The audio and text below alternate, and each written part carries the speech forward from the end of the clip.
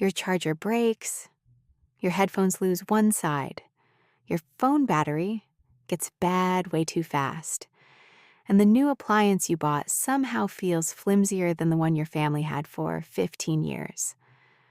After a while, that stops feeling like bad luck. It starts feeling like a pattern. And in a lot of cases, it is. Because cheap products can look like a good deal at checkout, but the real cost often appears later. They break, become hard to repair, and push you into buying again. So this video is about why cheap things keep breaking so fast, and why the cheap option is not always cheaper.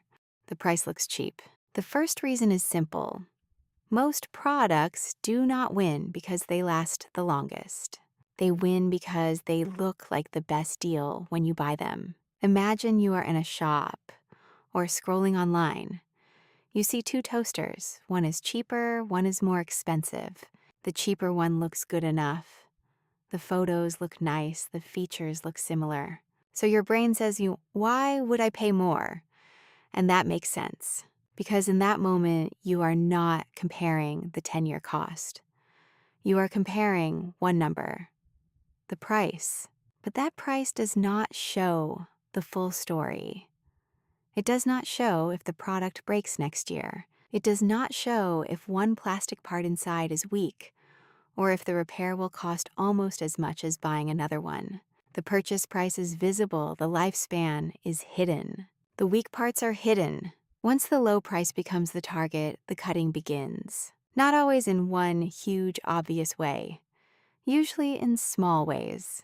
A slightly weaker hinge, a cheaper motor, a thinner plastic shell, a battery that is good enough but not great, a cable that bends in the same spot until it frays, a plastic clip that saves money but snaps too easily. None of those choices sounds dramatic by itself, but together, they decide how long the product lives. And this is the unfair part.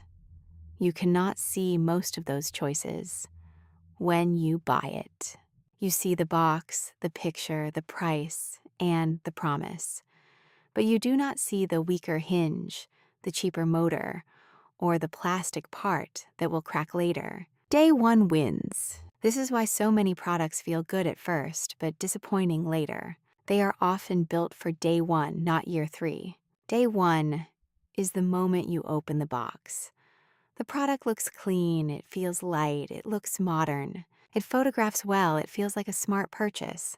But year 3 is different. Year 3 is when the cable has been bent 100 times. The hinge has opened and closed every day. The battery has worn down. And the plastic has been dropped, pushed, heated, and pulled. Durability often needs boring things. Thicker materials, more space inside, replaceable parts, simple construction, screws instead of glue, but sealed, thin, light products often look better on day one. So day one wins the design argument. Year 3 loses it. Repair gets hard. Then repair becomes the real trap. Because the question is not, can this be repaired in theory? The real question is, can a normal person actually repair it? Can you open it without breaking it more? Can you buy the replacement part? Can a normal repair shop fix it? Can the battery be swapped? Is the product glued shut? Does the repair cost almost as much as buying a new one? This is where the cheap product can become expensive. The item may not be completely dead. Maybe only one part broke. Maybe only the battery is tired. Maybe only one clip snapped. But if the part is hard to find, hard to open, or hard to replace, the whole product becomes disposable. And once replacement is easier than repair, the cheap price stops being the full price. You buy again. So the final step is not repair. It is buying again. The old product gets pushed to the side, even though most of it still exists. Then another box arrives, another charger, another cheap appliance, another replacement. This is how something cheap can become expensive without the price tag ever looking shocking. The hidden system is not just one evil company making things break. It is price pressure, weak parts, day one design, hard repair, and easy replacement all pushing together. So when a product looks cheap, the better question is not only what does it cost today? The better question is how many times will I have to buy this? Because the real cost is not just the first purchase, it is the replacements that come after it. So, no, you are not imagining it. Some cheap products really can cost more over time, not because one tiny price tag is shocking, but because the hidden system makes buying again feel easier than fixing.